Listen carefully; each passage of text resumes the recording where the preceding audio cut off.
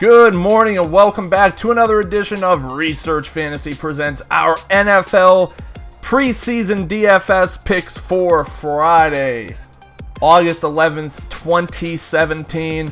It was a tough first night of the NFL preseason. If you read our article, at least Tommy Lee Lewis was an absolute monster. That kid has shown talent since his days at Northern Illinois, and I have all the faith in the world that he will be worked in a little heavier this year with the Saints. Good to see some action. Had some disappointments. Guys like Samaje Perine, Ty Montgomery just looked awful.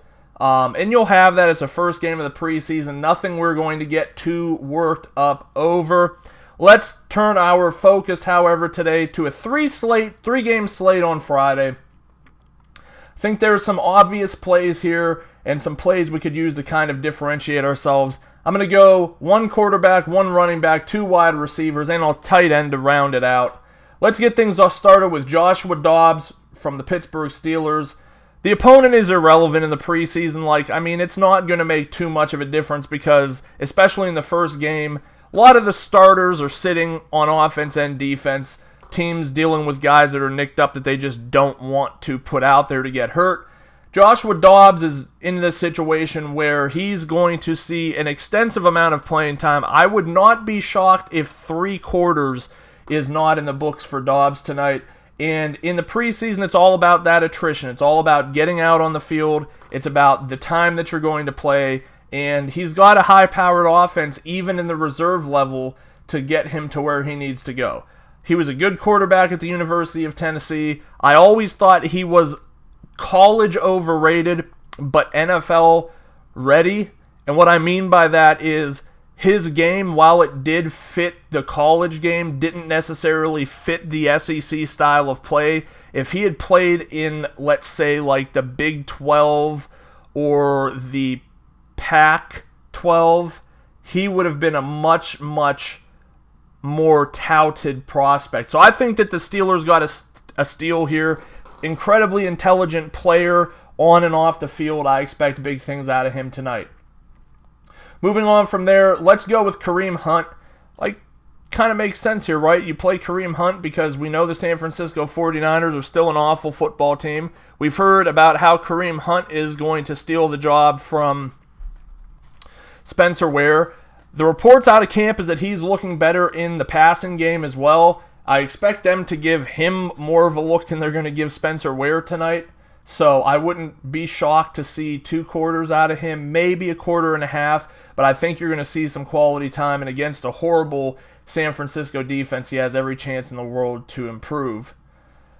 At wide receiver, I'm going to take a flyer on Derel Walker.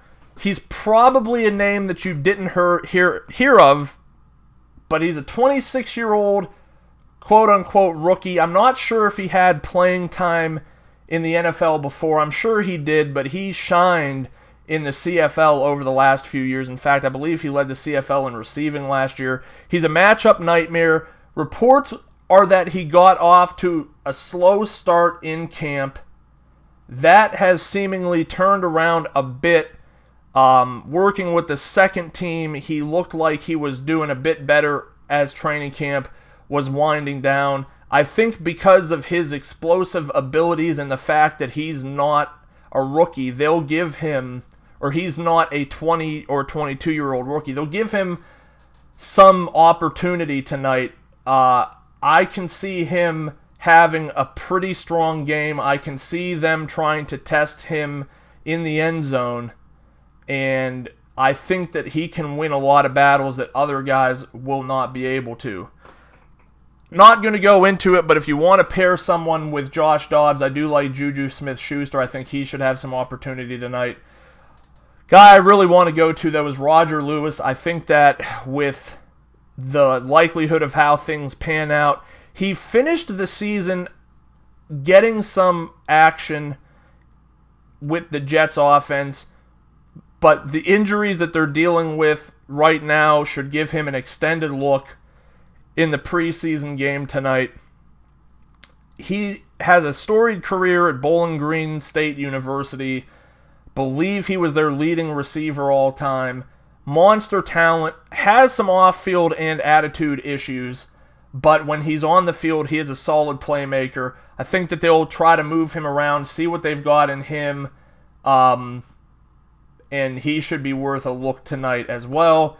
Tight end position is always going to be tough. If you didn't have Jacob Hollister, which I don't think a ton of people did because I didn't see the leaderboard littered with him, and he was a monster in that game.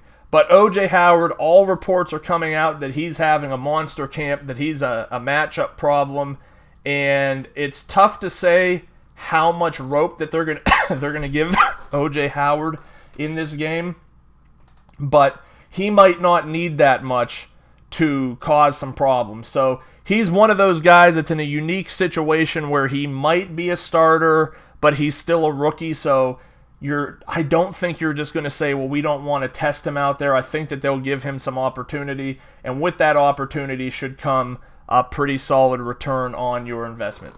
That'll wrap it up today. Thanks for watching. Make sure to subscribe to our YouTube channel below. Check us out at researchfantasy.com. Follow us on Twitter at Research and Win, and we will see you again tomorrow.